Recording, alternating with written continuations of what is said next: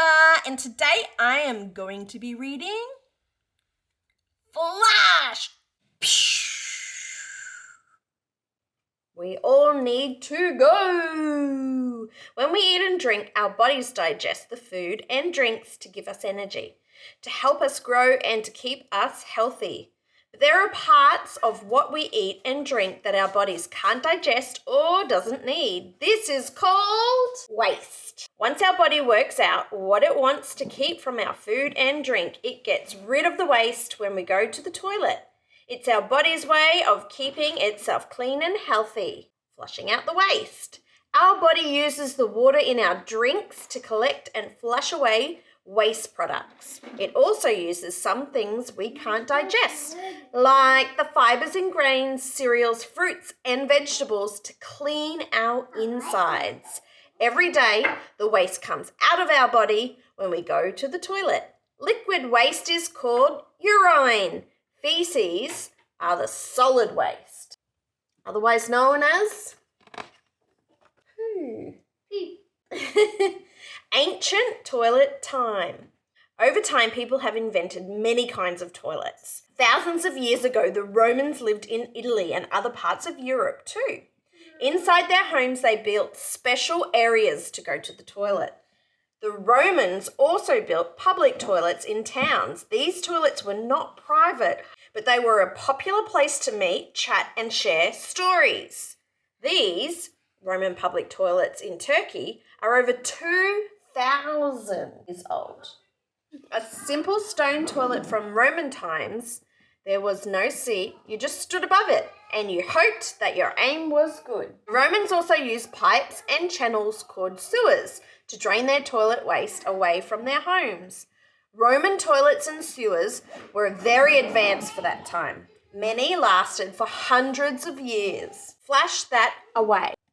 Over 400 years ago, one of the first flush toilets was installed at Queen Elizabeth I's palace in England. At first, she refused to use this new toilet because it was too noisy. Over time, better and quieter flush toilets were invented and made in England's factories. They were flushed by pulling a long chain. Only rich people could afford to have a flush toilet. Most houses didn't have flush toilets. This meant that poorer people living in England's towns and cities had more health and hygiene problems than the rich. Flush the toilet. Do we have two buttons on our toilet? Yeah. Do you know what they're for? One, the big one's for poos. And a little button that's for wheeze. Toilets flush when we push a button or a lever on a cistern. Some toilets have electric sensors that flush when we step away from the toilet. Within a few seconds, water will gush from the cistern down into the toilet bowl.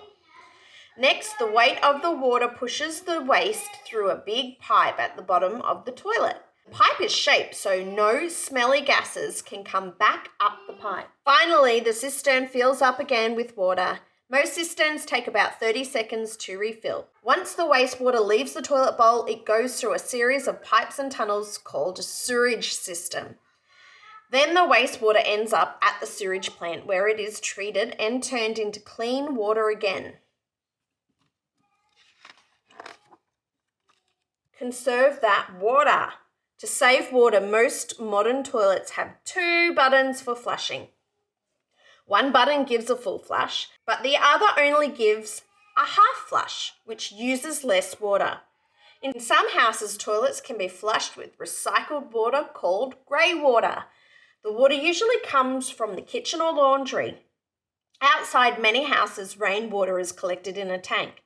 Rainwater is used for washing, bathing, toilets, and, if it's clean enough, for drinking. Some houses have underground septic tanks. Waste from toilets go to the septic tank. Bacteria breaks down the waste and the wastewater seeps into the ground. This kind of wastewater is good for plants and trees because it has lots of nutrients in it. Billions without a toilet.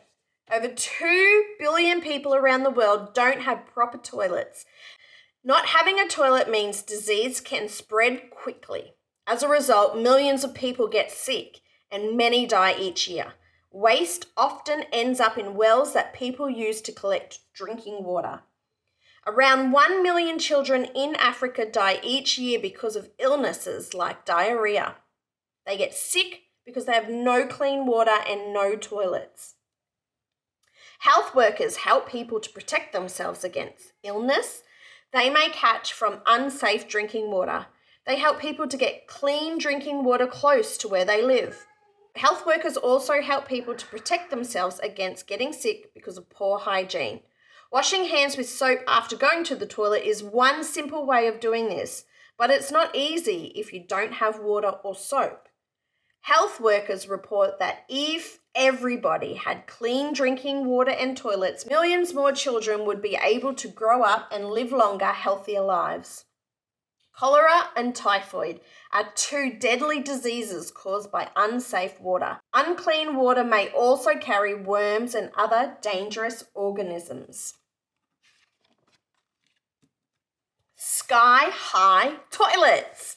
Aircrafts have small, specially made toilets. They are small because there is not much space on board an aircraft, and there is not enough space to carry the amount of water that a normal toilet would use. Aircraft have vacuum toilets. A vacuum toilet uses air and a little water when it's flushed. It sucks waste down from the toilet bowl and into a waste tank. At the end of the flight, a waste truck takes the waste away to be treated and disposed of correctly. Tiny space toilets. Vacuum toilets are also used on spacecrafts, but there is no gravity in space, so things, including people, float around weightlessly. This means astronauts must be taught how to use space toilets. The first rule is very important. Strap yourself onto the seat so you don't float away. Change the toilet roll. For thousands of years, people did not use toilet paper. They used other things to clean themselves, such as leaves, clothes, grass, and even wool. Imagine paying more than $1 million for one roll of toilet paper. A toilet company in Sydney, Australia, spent 4 years making the world's first roll of gold toilet paper. It is the most expensive roll of toilet paper in the world. Then we've got a toilet timeline and some fun facts, like each person uses on average 57 sheets of toilet paper per day. So I guess that means we could count them. Outhouses are sheds built for outhouse toilets. Some older houses and rural homes have outhouses. But imagine people having outhouse races in winter. How fun! All right, guys, this is it. Level 25 of the Literacy Tower. This one, Flash, belongs to one of their themed collections. There are 2 in there that I can see are heavily STEM related. So I'll link everything below that you need to know about the Literacy Tower. If you're a parent like me, I am seriously considering buying a pack because we are homeschooling a lot now, and with my kids at their age, I am worried about their reading, and I think that's the most important thing that I've got to keep up while we homeschool for however long we need to homeschool. What did you like about this book? Toilet paper. You like the golden toilet paper?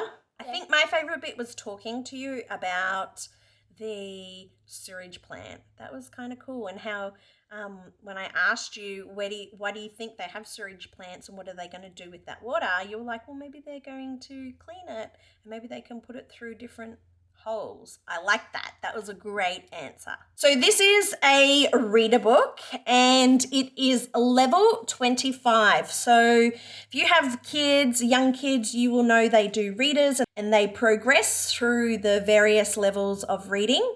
This one's 25.